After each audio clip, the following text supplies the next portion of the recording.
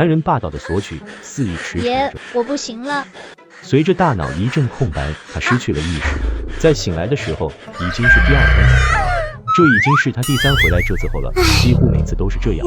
听到他起身的动静，外头一直候着的下人端了药进来，他撇开脸色，看着这散着浓重味道的篦子汤，还有婆子冷漠的眼神，他也只能端起来尽数喝下。正好自己也不想生。姑娘，还是快些收拾东西走吧。听说昨儿你又宿在王爷的榻上了，王爷说不想扫兴，奴婢只能顺从，但绝没有不恭顺之意。伸出手来，上来。昨晚几次1次、撒谎，和妈妈就在外头呢，她数着呢。 3次。长姐，你饶了我吧，我不去伺候了。不去怎么行？你伺候得好，让王爷在你身上下不来，是你的本事。也别怪我心狠，我得提醒你，别以为有几分功夫就想骑在我头上。你母亲和小弟还在我母亲手底下讨生活呢。王妃，王爷回来了。你敢告状，你的下场会更惨。王爷今日没去上朝呢？临时有事告了假，晚些要出去，想着你怀着身孕，便来看看你肚子里的孩子乖不乖。锦心，你上前伺候王爷用膳。你也坐下吃吧，昨夜累着了，确实不该再叫他过来伺候。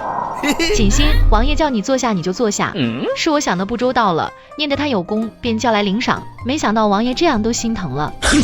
人是你送来的，既然是伺候本王房中的人，你也该给个名分才是。他不过是贱奴出身，长得好，能伺候王爷是他的福气。等王爷腻了，便送回家。王爷何必如此上心呢？就抬他为侍妾好，西院的梅香居没人住，他正好住那边，就依侍妾分力养着便是。即使以后本王腻了，也不用送出去，王府不缺这口饭。王爷可真是厉害。上集说到，锦心刚被王爷抬为侍妾，王妃心生不爽，要惩罚锦心。王府后院的身份等级：通房、侍妾、庶妃、侧妃、正妃，一正二侧3庶，侍妾通房不计数。别以为王爷抬举了你，你就能骑到我头上，你在我面前永远就是个贱奴。主子，奴婢是莲蓉，是王爷指派来照顾主子的。你喊我？对啊，您不就是刚抬为侍妾的小主子吗？这里是您以后的住所了，单独属于您的地方。属于我的地方吗？是，这是王爷只给您独用的。你说的对，这是不属于我的地方。主子，王爷传话来，让您晚上去书房研墨伺候。会研墨吗？会。识字吗？略识几个字。你去那边看一会书吧。王爷，这是什么字？有白。王爷可真是厉害。你过来，到本王跟前来。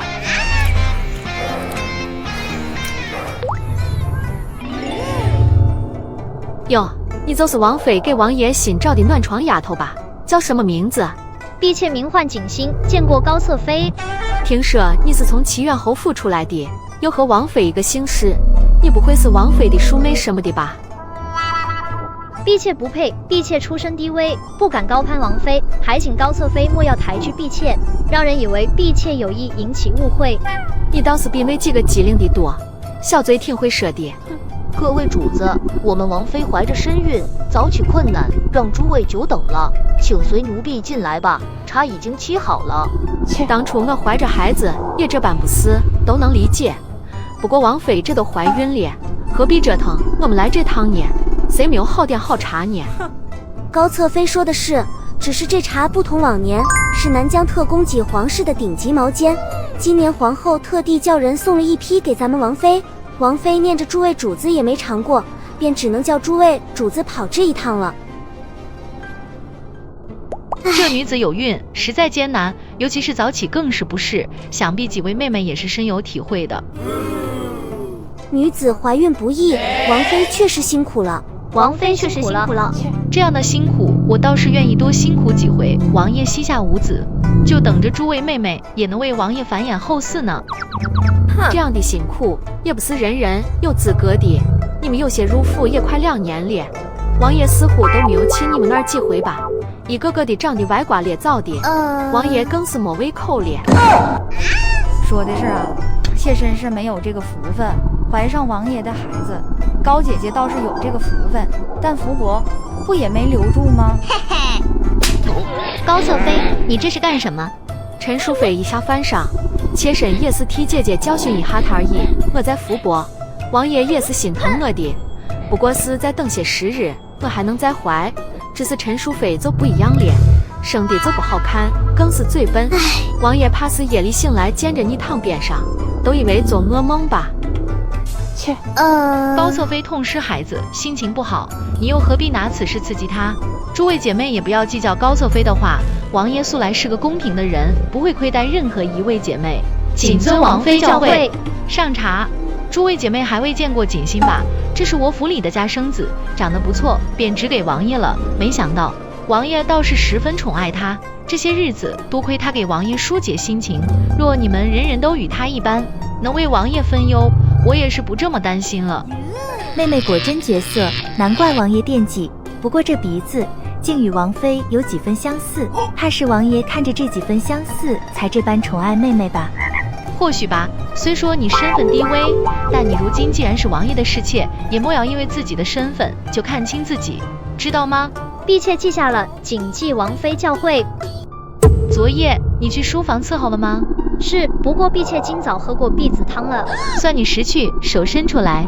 奴婢没有做错什么，昨夜王爷问了奴婢的手怎么伤了，奴婢随口应付过去了。若是一直有伤，只怕这是瞒不住。你是威胁我吗？婢妾不敢。闭嘴！在我面前，你就是贱奴，你有什么资格称婢妾？你要自称贱妾。贱妾明白。把这个吃了。这是什么？让你吃就吃，我可不想给你留机会，你不配。我不吃。按住他，灌下去。柳侧妃有事询问娘娘，说这会想见您。柳侧妃是有什么要紧事吗？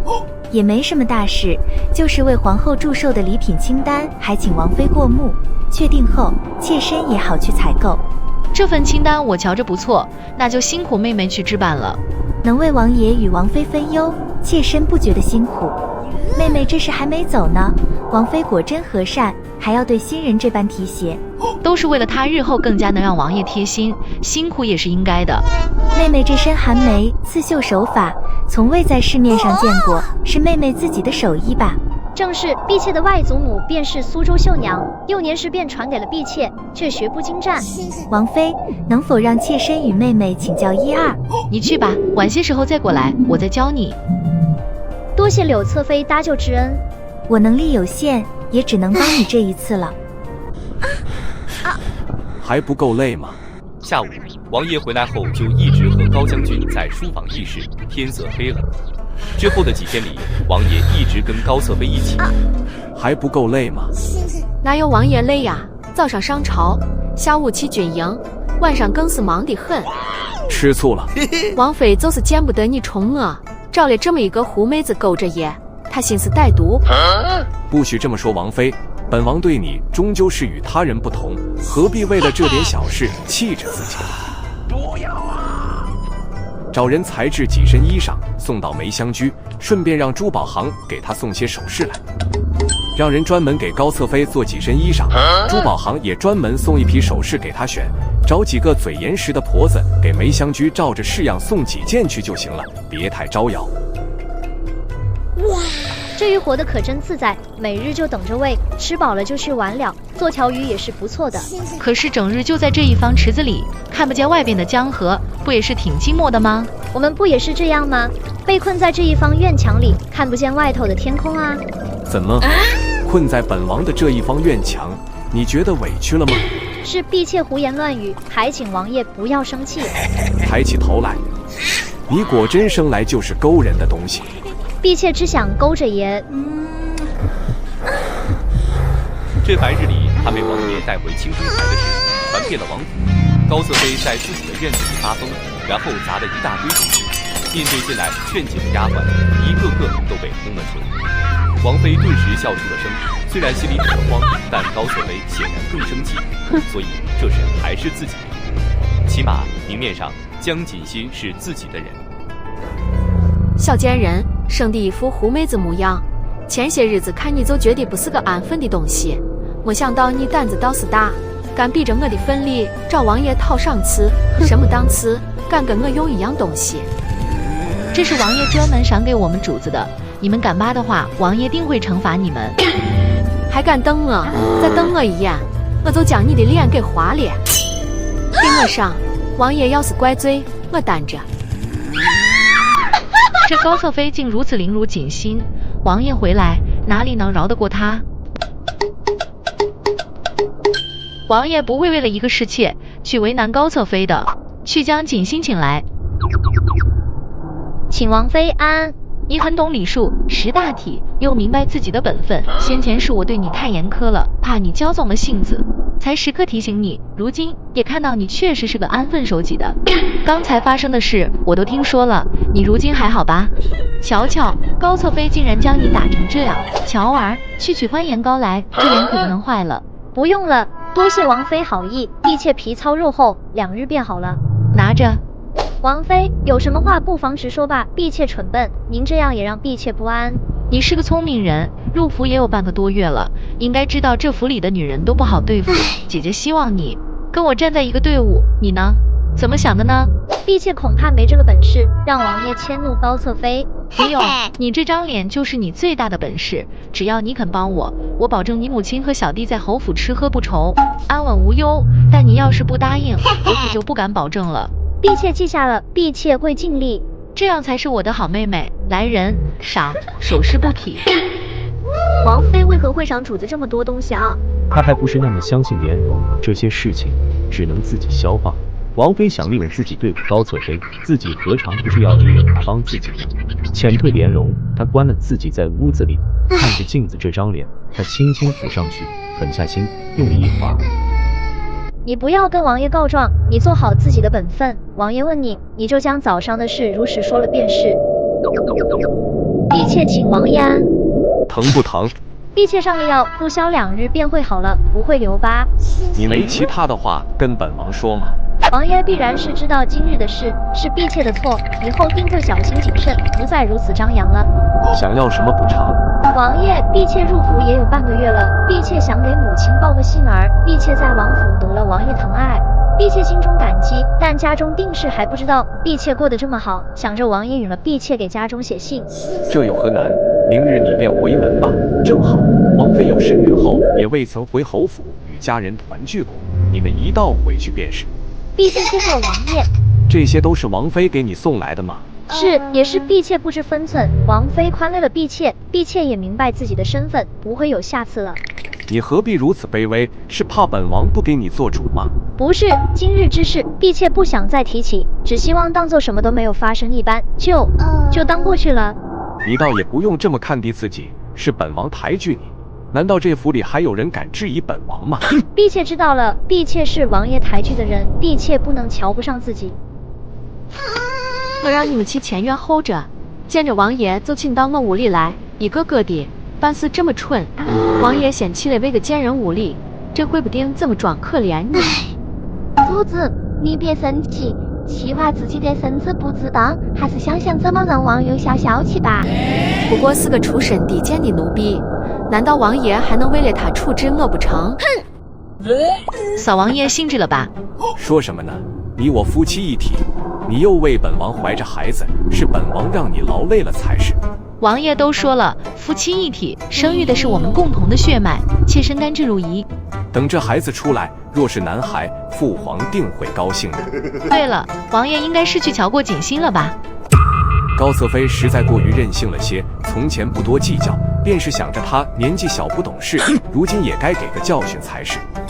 就罚他半年月例银子，贴补给锦心，再将他原先毁掉的东西都让他照价赔。你呢，上帖子给母后，让宫里派位礼仪嬷嬷来，好好教教他怎么做一个侧妃，免得将来他惹出祸事来。王府的月例银子，王妃1个月20两，侧妃15两，庶妃10两，侍妾7两，同房5两银子，外加衣服和布料与首饰按位1公斤。侧妃半年的月例银子就是9两。乔儿带人去了高侧妃的时候，双方下人差点打了起来，高侧妃甚至敢动手打架，双方闹得更加不小。哟，王妃这不在自己院子里安胎，跑来妾身这里亲自处置妾身，早等着这天了吧？动手吧！江秘书，你干什么？不就是扣我的月例银子吗？以后就是了，凭什么动我的东西？王爷吩咐了，让你照价赔偿给锦心。你穿过的东西，别人可不要，这些料子就赔给他吧。你也有今天，看看你这样子，我心里可真畅快。你得意什么？不就是一些身外之物吗？我不缺，倒是你引狼入室，你也不好过吧？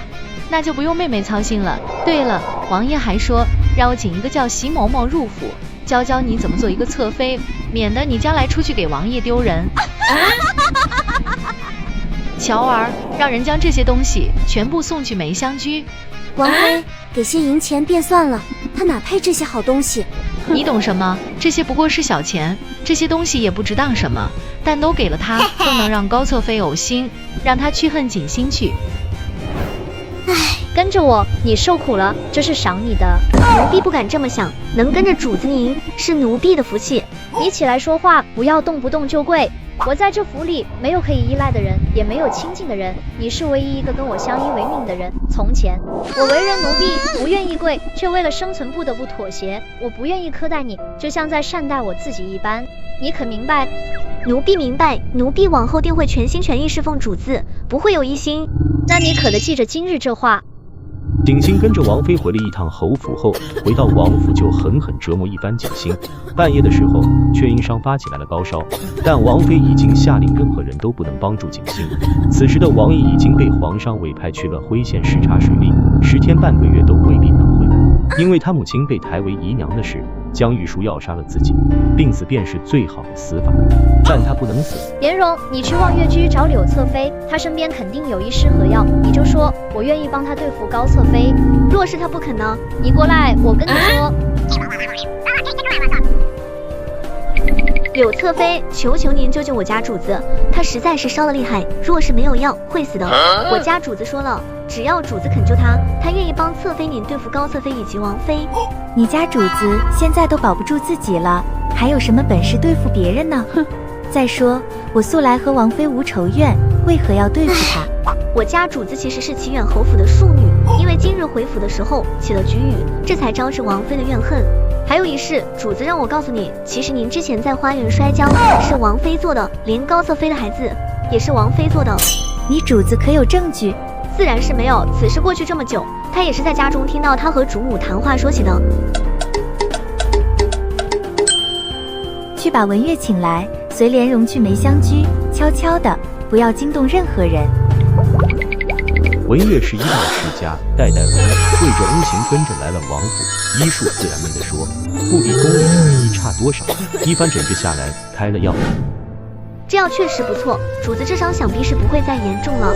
确实不错，我欠了柳侧妃2次人情，这次她更是救了我的命，我总得做点什么回报她。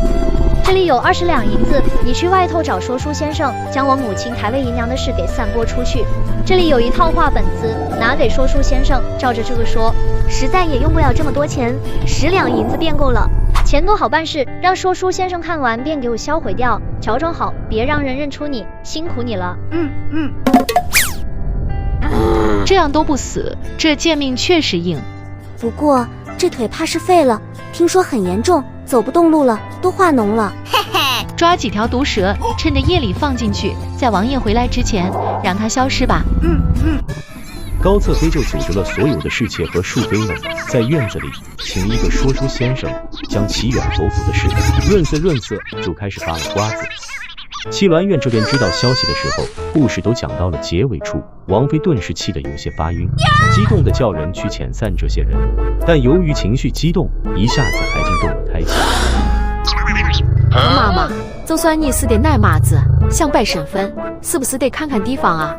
高侧妃，你请了外男入府，此事还未跟王妃报备，却私下将这些主子们请来这里，与外男接触，这不合规矩。难道是叫席嬷嬷没有教你规矩吗？人家吃这口饭的，我赏了这口饭。他来这里让大家高兴，又没有私下接触，更没有摸来眼去，犯什么事啊？王爷难道就没有听过蛇书啊？这府里这么闷，多让大家开心开心，有问题吗？高侧妃，你那点小心思谁不知道啊？这些人你再不请出去，小心王爷回来再给你请几个教习嬷嬷多学几天规矩。那就请出去呗，反正全部故事都说完了，王妃莫亲耳听听，这故事可真是可惜啊。奴婢刚才在前院看见乔儿急匆匆去请了大夫，不知道是不是七兰院出事了。厨房你认识人吗？认识，奴婢先前是王爷院里洒扫的，但奴婢与各院的人都交好，厨房更是认识几个关系好的。那你晚上找人要来王妃的药渣子，看药方就知道出什么事了。